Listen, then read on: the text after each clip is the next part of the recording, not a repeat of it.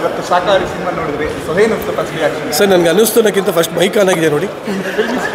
Okay, of course ಶಾಕಾಹಾರಿ ನೋಡಿ ನನಗೆ ನಿಜವಲ್ಲೂ ಶಾಕಾಹಾರಿ ಆಗಿದೆ. ಅಂದರೆ ನಾನು ತುಂಬ ಶಾಕಲ್ಲಿದ್ದೇನೆ ಇವಾಗ.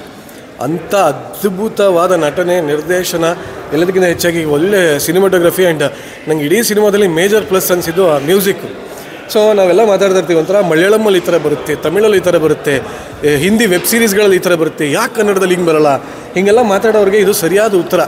ಅದು ಇವಾಗಿನ ಜನ್ರೇಷನ್ ತಕ್ಕಂತೆ ಮಾಡಬೇಕು. ಆ ಡೈರೆಕ್ಷನ್ ಒಂದು ಹಿಡ್ತಾ ಇರಬೇಕು. ಇನ್ನೊಂದು ಮಣ್ಣು ಮಸಿ ಏನೇನೋ ಸಿಕ್ಕದಂಗೆ ಪುಂಗ್ತಾ ಇರ್ತಾರೆ ನಮ್ಮವರೆಲ್ಲ.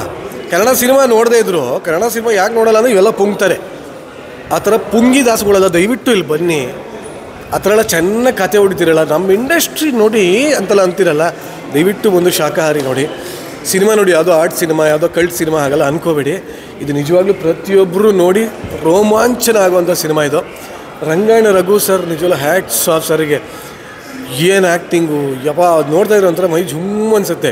ನಾನು ಏನೇ ಹೇಳೋಕ್ಕೋರು ಕತೆ ಹೇಳ್ದಂಗೆ ಆಗ್ಬಿಡೋದು. ಅದಕ್ಕೆ ನಾನು ಬಾಯಿ ಕಲ್ಲು ಕಚ್ಕೊಂಡಿದ್ದೀನಿ. ಬಟ್ ಯಾರು ಎಕ್ಸ್ಪೆಕ್ಟ್ ಮಾಡದೇ ಇರೋಂಥ ಒಂದು ಭಯಂಕರ ವಿಚಿತ್ರವಾದ ಮಜವಾಗಿರೋಂಥ ಕತೆ ಇದೆ. ಆ್ಯಂಡ್ ಅಫ್ಕೋರ್ಸ್ ನನಗೆ ಗೊತ್ತಿಲ್ಲ, ನಮ್ಮ ರೆಸಾರ್ಟ್ನ ನಾನು ಮೂಡಿಗೆರೆಯಲ್ಲಿ ಮಾಡಿದ್ದೆ, ಅಂದರೆ ಮಲೆನಾಡು ಸೈಡಲ್ಲಿ. ಸೊ ಆ ಮಲೆನಾಡು ಭಾಗ ಎಲ್ಲ ತೋರಿಸ್ತಾಯಿದ್ರು. ಆ ಮಲೆನಾಡಿನ ಭಾಗದ ಒಂದು ಹೋಟೆಲಲ್ಲಿ ನಡೆಯೋಂಥ ಕತೆ.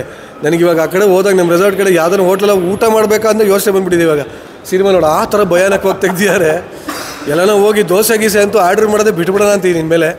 ಆ ಥರ ಇದೆ. ದಯವಿಟ್ಟು ನಾನು ಜಾಸ್ತಿ ಹೇಳ್ದೆ, ಕತೆ ಪೂರ್ತಿ ಹೇಳ್ಬಿಡ್ತೀನಿ, ದಯವಿಟ್ಟು ನೋಡಿ. Rangayana Raghu sir, once again I love you. Thank you. 20 ನಿಮಿಷ ಎಷ್ಟು ಎಂಜಾಯ್ ಮಾಡಿದ್ರಿ ನೀವು ಕ್ಲೈಮ್ಯಾಕ್ಸ್? ಎಂಜಾಯ್ ಏನು ಮಾಡೋಣ, ಕೂತ್ ಕಡೆ ಹಂಗೆ ಜುಮಾ ಫುಲ್ಲು ಮೈಯೆಲ್ಲ ರೋಮಾಂಚನ ಪೂರ್ತಿ ಆ ಥರ ಆಗ್ಬಿಟ್ಟಿತ್ತು.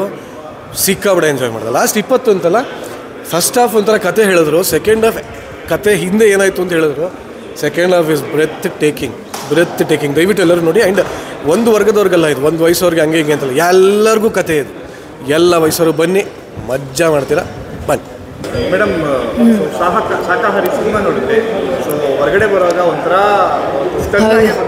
ಹೌದು ಶಾಕಾಹಾರಿ ಫುಲ್ಲು ಶಾಕಲ್ಲಿದ್ದೀವಿ. ಬಿಕಾಸ್ ನನಗೆ ಬೇಸಿಕಲಿ ಏನು ಥ್ರಿಲ್ಲರ್ ಮೂವೀಸ್ ಅಂದರೆ, ಸಸ್ಪೆನ್ಸ್ ಥ್ರಿಲ್ಲರ್ ಮೂವಿ ಅಂದರೆ ಸಿಕ್ಕಾಪಟ್ಟೆ ಇಷ್ಟ. ನಾನು ಎಲ್ಲ ನೆಟ್ಫ್ಲಿಕ್ಸಲ್ಲೂ ಫಸ್ಟು ಯಾವುದು ಈ ಕ್ರೈಮು ಥ್ರಿಲ್ಲರು ಇರುತ್ತೋ ನಾನು ಡೆಫಿನೆಟ್ಲಿ ಫಸ್ಟು ನೋಡೋದೇ ಅದು ಫಸ್ಟ್. ಸೊ ಹಾಗಾಗಿ ಕನ್ನಡದಲ್ಲಿ ಈ ಥರ ನಾನು ಯಾವತ್ತೂ ನೋಡೇ ಇರಲಿಲ್ಲ. ನಾನು ನಿರಂಜನ್ಗೆ ಹೇಳ್ತಿದ್ದೆ, ಯಾವ ನೆಟ್ಫ್ಲಿಕ್ಸ್ ಸೀರೀಸ್ಗೂ ಕಮ್ಮಿ ಇಲ್ಲ. ಇದು one of the best suspense thriller movie ಅಂತಲೇ ಹೇಳ್ಬೋದು. ಆ್ಯಂಡ್ ಸೆಕೆಂಡ್ ಹಾಫ್ ಅಂತೂ ಸಿಕ್ಕಾಪಟ್ಟೆ ಹಿಡಿದಿಡುತ್ತೆ. ಆ್ಯಂಡ್ ರಂಗಾಯಣ ರಘು ಸರ್ ಅಂತೂ ಅಮೇಝಿಂಗ್ ಆ್ಯಕ್ಟರ್ ಅವರು. ಆಮೇಲೆ ನಮ್ಮ ವಿನಯ್ ಬ್ರೋ ಸಿಕ್ಕಾಪಟ್ಟೆ ಚೆನ್ನಾಗಿ ಆ್ಯಕ್ಟ್ ಮಾಡಿದ್ದಾರೆ. ಆಮೇಲೆ ಸುಜಯ್ ಶಾಸ್ತ್ರಿ ಅವ್ರೂ ಅಷ್ಟೇ. ಇಡೀ ತಂಡ, ಯಾರು ಹರಿಣಿ ಅವರಾಗಲಿ ಎಲ್ಲರೂ ಅಷ್ಟೇ. ಅವ್ರದ್ದು ಆ್ಯಕ್ಚುಲಿ ಹರಿಣಿ ಮ್ಯಾಮ್ದು ಡೈಲಾಗ್ಸ್ ಇಲ್ಲ, ಬಟ್ ಅವ್ರ ಆ್ಯಕ್ಟಿಂಗಲ್ಲಿ ಏನು ಸಖತ್ತಾಗಿ ಮಾಡಿದ್ದಾರೆ ಅಂತಂದರೆ ಅದ್ಭುತವಾಗಿದೆ. ಆ್ಯಂಡ್ ಎಲ್ಲರೂ ಬಂದು ನೋಡಬೇಕಾಗಿರುವಂಥ ಮೂವಿ.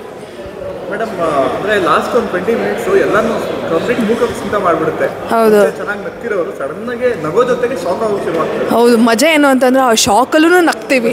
ಸೊ ಅದನ್ನ ನೋಡಬೇಕು ಅಂದರೆ ನೀವು ಥಿಯೇಟ್ರಿಗೆ ಬರಲೇಬೇಕು.